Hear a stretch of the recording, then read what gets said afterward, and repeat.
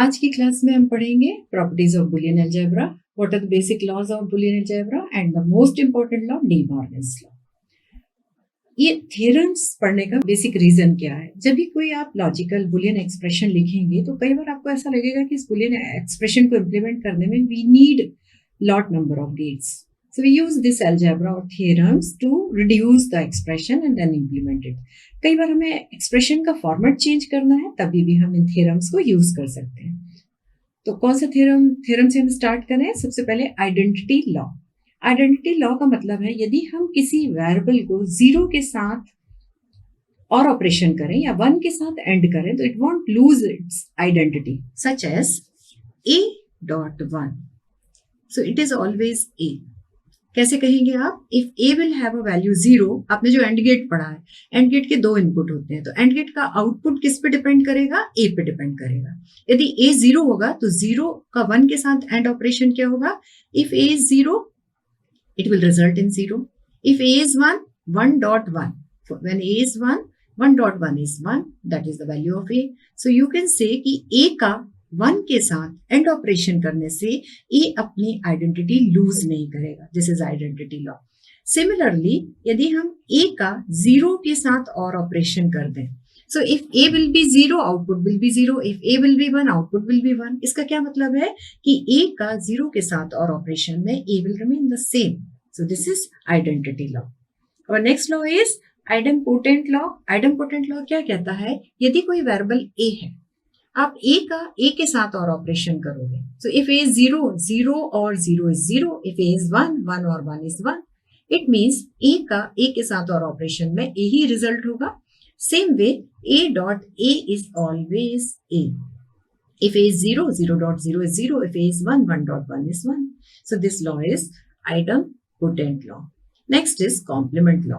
Complement law में हम क्या कर रहे हैं? एक वेरिएबल a है, इसके साथ इसका ही और ऑपरेशन कर दें, इसकी इन्वर्टेड टर्म से, तो कॉम्प्लीमेंट फॉर्म में हमने और ऑपरेशन किया। So if a will be one, a bar will become zero, one और जीरो का और ऑपरेशन रिजल्ट करेगा हमेशा one. If a is zero, a bar will be one, so it will result in one, right? a dot a bar and करके देखते हैं a का और उसके कॉम्प्लीमेंट का एंड ऑपरेशन। तो यदि a is one, this will become 0, 1 dot 0 is 0, okay? If a is 0, a bar will become 1. All of us know कि AND gate के जब दोनों ही input 1 होंगे, only then we'll get one output, else we'll get 0. So this is complement law. Next law is double negation law. Double negation law क्या कहता है? यदि कोई वेरिएबल a है जिसको आपने एक इन्वर्टर से पास किया और इसे हमने फिर से इन्वर्ट कर दिया, okay? So this will result in the same variable a, right?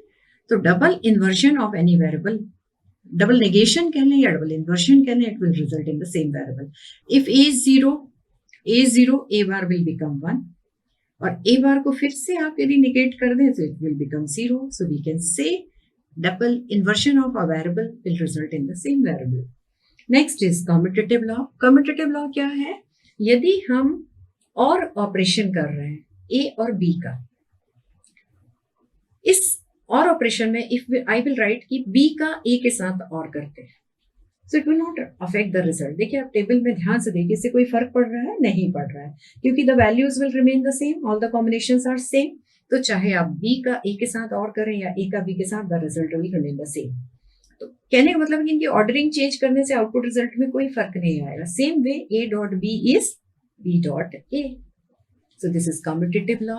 Next law is associative law. Associative law क्या कहता है? एसोसिएशन यदि हम चेंज कर दें, मतलब यदि हमने तीन इनपुट है आपके binary input A B C, हमने बी और सी का और ऑपरेशन किया और उसके साथ ए का और ऑपरेशन कर दिया, या फिर हमने ए और बी का और किया और उसके साथ सी का और ऑपरेशन कर दिया, it will not affect your result. Same way B और सी का एंड किया, इसका जो आउटपुट है उसका ए के साथ एंड ऑपरेशन, या A डॉट B का एंड करो उसके साथ C का एंड कर दो, so it will not affect your result. Okay, this is associative law. We can also verify it through the truth table. We will have 3 variables. How many possible combinations are there? 8.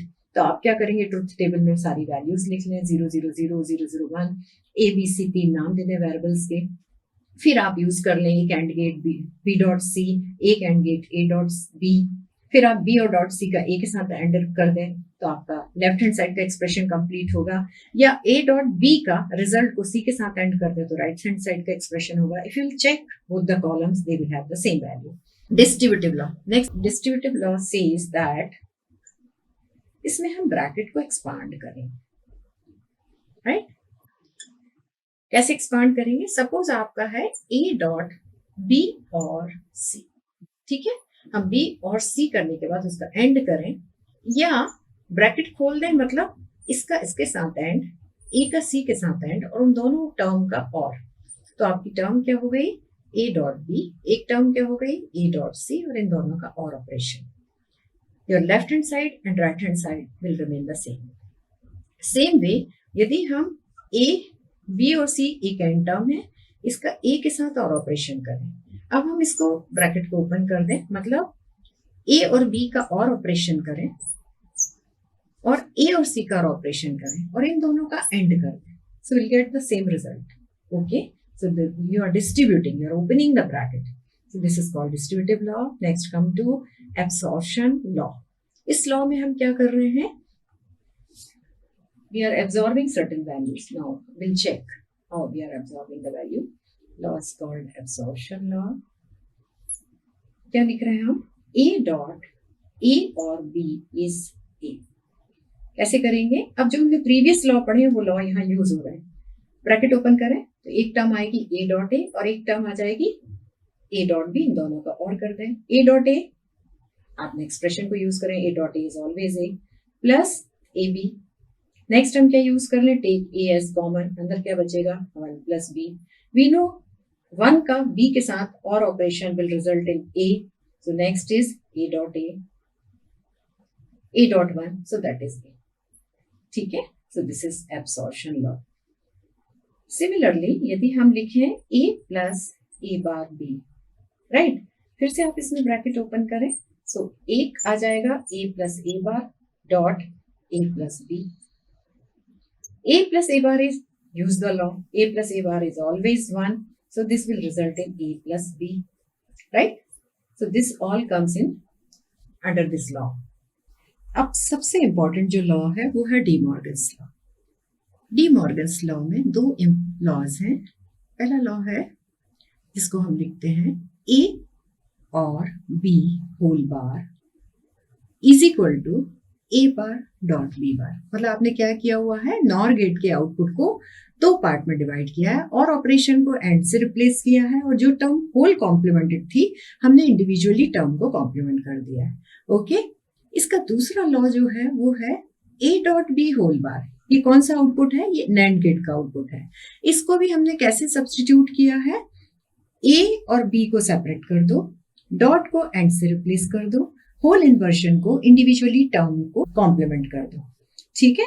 अब this is the most commonly used theorem when we are reduced our logical expression. Okay, we can also prove it through the truth table. Now how to prove it? Let's draw the table. Take all the possible combination of A and B, जैसा आप अभी तक कर रहे थे. A B, right. कितने combination बनेंगे? 4 combination. They are 0 0 0 1 1 0 1 1, right. अब हमें क्या करना है? ए डॉट बी बार, ये नैंड गेट का आउटपुट है. तो एंड गेट क्या था? 0 0 0 1. नैंड क्या हो जाएगा? 1 1 1 0, राइट. तो लेफ्ट हैंड साइड का हमारा कॉलम रेडी है. अब हमें प्रूफ करना है कि this term is equal to this. So what will do? Will write A और ए बार. ए बार क्या होगा? ए बार की वैल्यूज जहां ए 0 है, इन्वर्टर मीन्स या नॉट ऑपरेशन मीन्स 0 का 1 0 का 1 1 का 0 1 का 0. Same way will write B bar. B यहाँ पे 0 है, नॉट होने के बाद 1, यहाँ पे 1 है, 0 0 यहाँ है, 1 1 है, 0. अब आपने क्या करना है? According to De Morgan's theorem individually term को आप इन्वर्ट करने के बाद और कर दें. सो दिस इज ए बार और बी बार. इन दोनों कॉलम का और ऑपरेशन करें. 1 and 1 is always 1. 1 0 is 1. 0 1 is 1 and 0 0 is 0 और ऑपरेशन आपको पता है. So now check the column, this column and this column, we are getting the same identical values which shows our theorem is all correct. Left hand side equals to right hand side. Same way you can also prove a plus b whole bar is equal to a bar dot b bar. So this is left on the student, they can do it. Now in case of De Morgan's theorem, it is not only for the two variable. Even if you will have some expression like a or b or c whole bar, so you can say it is equal to a bar dot b bar dot c bar, right? So you can extend your theorem up to n terms. A, b, c, d, let us assume whole bar. So this is equal to a bar or b bar or c bar or d bar. So this is applicable to n number of terms, right? Our next theorem is transposition theorem. Transposition theorem में हम क्या करेंगे? आप transposition theorem.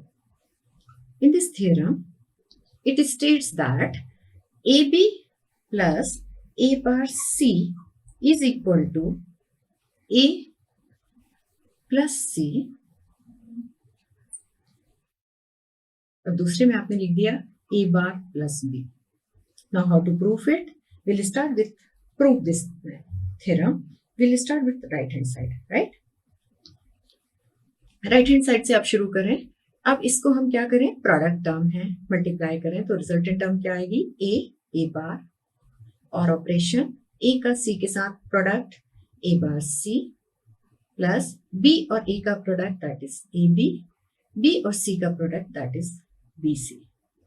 So what will do? इसमें आप देख रहे हैं हर एक में अपना ए टर्म है, इसमें ए टर्म नहीं है, तो आप इसको एक्सपांड और कर दें. ए बार plus a bar c plus ab plus a bar bc.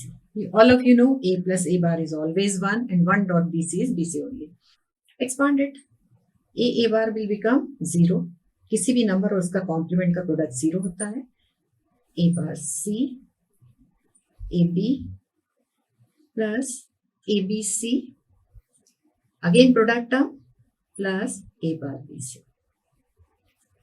Right?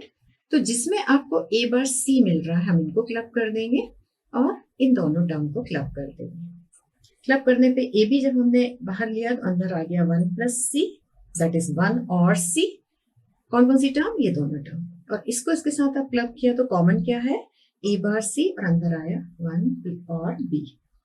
1 और बी इज ऑलवेज 1 और सी is always 1.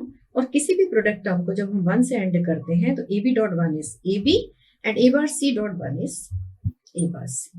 So from right hand side what we are getting the same thing. So this is transposition theorem. Sometimes we need to do it for reduction. Next is redundancy theorem.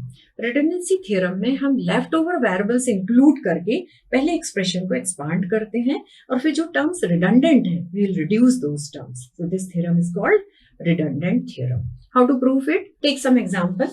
अब हमने example लिया a b plus b bar c plus ac and I am saying this is equal to ab plus b bar c. See how to do it? So we'll start with left hand side. Left over variable क्या है? इसमें left over variable c है, इसमें left over variable a है, इसमें left over variable b है. So what we'll do? इस AB को यदि हम मल्टीप्लाई कर दें C प्लस C बार से, all of you know C plus C bar is always 1 and AB dot 1 is 1. So it won't affect the term. Next, B bar C के साथ हम प्रोडक्ट कर दें किसका? A plus A bar का, same rule. और इसी के साथ हम प्रोडक्ट कर दें B plus B bar का. Expand it. एक्सपांड करने में मतलब AB का इसके साथ प्रोडक्ट और AB का इसके साथ प्रोडक्ट. क्या आ गया आपकी final term? ABC bar, right? Next term क्या आ गई? A B bar C plus A bar B bar C plus ABC plus means और gate. Okay, A B bar C. Now see the redundant term. Redundant term आपको क्या मिल रही है? ABC. A plus A is always A. Same way ABC plus ABC is, we can reduce one term. एक हटा दीजिए. फिर आ गया A B bar C, A B bar C. इसको भी आप रिड्यूस कर दें, ए की बार लिखें, A B bar C, A B C bar plus A bar B bar C. Now what will do, जो आपका कॉमन निकल रहा है इन इसमें और इसमें कॉमन क्या है, ए बी कॉमन ले लीजिए, ए बी अंदर क्या बचा, सी प्लस सी बार, इसमें क्या कॉमन निकल रहा है, बी बार सी, इसको आप ले लीजिए बी बार सी, अंदर बच रहा है A plus A bar. We know A plus A bar is 1, C plus C bar is 1, तो A B dot 1 is A B and B bar C dot 1 is b bar c.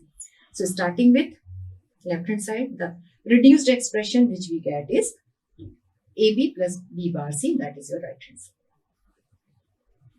So this theorem is called redundancy theorem, in which first we are increasing the terms and then we are reducing the redundant terms and then we are forming the proper pairing to get the reduced expression.